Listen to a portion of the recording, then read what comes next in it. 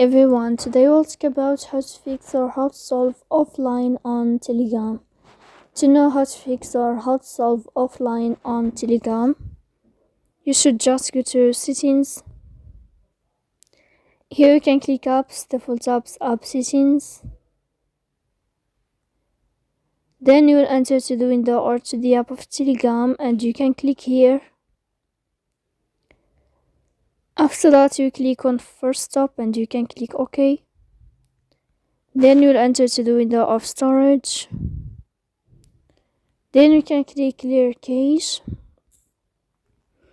In the end, you can go to Play Store. You can search about the application of Telegram.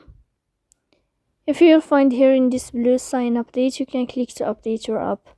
So please don't forget to support us, bell like and subscribe. See you next time in another video.